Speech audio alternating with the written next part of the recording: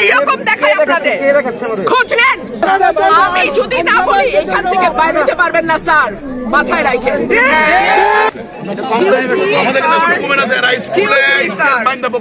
Excuse me, sir. This is the last time I'm warning you. I will not listen to this. সব জায়গায় হচ্ছে, সব জায়গায় হচ্ছে। আপনি পারলে থামাই দেন। আজকে আমি ভদ্রতা করে থামাইছি, নেক্সট টাইম কিন্তু আপনাদেরকে বুড়া আঙ্গুল দেখায় আপনারা কিছু করতে পারেন না। এইরকম দেখায় আপনাদের খোঁজ নেন। প্রশাসনে বসে আছেন, খোঁজ নেন।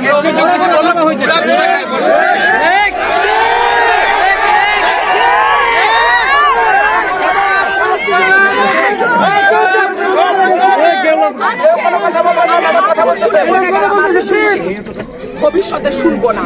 আর আমার আমি যদি না বলি এখান থেকে বাইরে যেতে পারবেন না স্যার, মাথায় রাখেন। শেখ হাসিনার সময় আপনারা যাদের কথা এখন চলতেছেন তারা কানে ধরে খাটের নিচে থাকতো স্যার।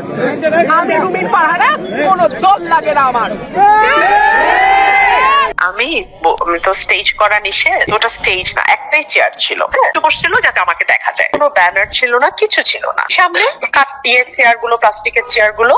তো আমি হ্যান্ড মাইক নিয়ে বক্তব্য দিচ্ছি। আমি বক্তব্য দিতে দাঁড়ানোর 1-1.5 মিনিট পরে আমি দেখি পুলিশ আর স্ট্রেট ঢুকলো। আমি খুবই অবাক হলাম, যেখানে তো কোনো আচরণবিধি লঙ্ঘনের কিছু হয়নি। আমি হ্যান্ড মাইকে কথা বলছি, কোনো ব্যানার নাই, আমি ভোট চাই নাই, বা মানে আচরণবিধি কিছু হয়নি। হ্যাঁ, আমি একটু অবাক হয়েছি। মানে অবাক হয়ে আমি বক্তব্য কন্টিনিউ করতেছি। কন্টিনিউ করার পরে 3-4 মিনিট পরে আমি দেখি উনি উপরে উঠে আসতেছে, ম্যাজিস্ট্রেট। হ্যাঁ, মানে আমার স্টেজে, মানে আমি যেখানে বসা, আপনি ওই ছবিটা দেখেন, উনি ও কাছে চলে আসতেছে, স্টেজের একদম কাছে। তো আসার পরে আমি একটু অবাক হয়ে তাকাইছি, বাট দেখে সব মানুষ তাকায় আছে, অবভিয়াসলি পুলিশ টুলিশ সহ উনি দাঁড়ানো, তো সবাই তাকায় আছে।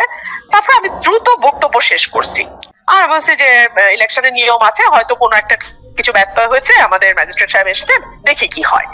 তো এটা বলে আমি বক্তব্য তাড়াতাড়ি শেষ করছি। আমি যা যা বলতে চাইছিলাম কিছুই বলতে পারিনি, তাড়াতাড়ি নেমে গেছি। নেমে আমি ওনারা জিজ্ঞেস করলাম, ভাই কি ব্যাপার? আপনি এভাবে করতে পারেন। ও এর মধ্যে আমি শুনলাম জাকির, আমার যে ছেলেটা হ্যান্ড মাইক ধরা ছিল, মাইকটা তো ধরতে হয় একজনের, মাউথ ইয়েটা নিয়ে কথা বলি, হ্যান্ড মাইকের যেটা মাউথ পিসটা, তো ওকে নাকি অ্যারেস্ট করতে পুলিশ উঠছে। হ্যাঁ, পুলিশ ওকে অ্যারেস্ট করবে। তো তখন আমি নিচে নেমে বললাম, কি ব্যাপার, কি হয়েছে? বলে আচরণবিধি লঙ্ঘন। আমি বলছি, কোনটা আচরণবিধি লঙ্ঘন, কিভাবে? বলে না, আচরণবিধি লঙ্ঘন। কোনটা লঙ্ঘন এটা আর বলে না, কিছুতেই বলে না। তখন আমি রেগে গেছি।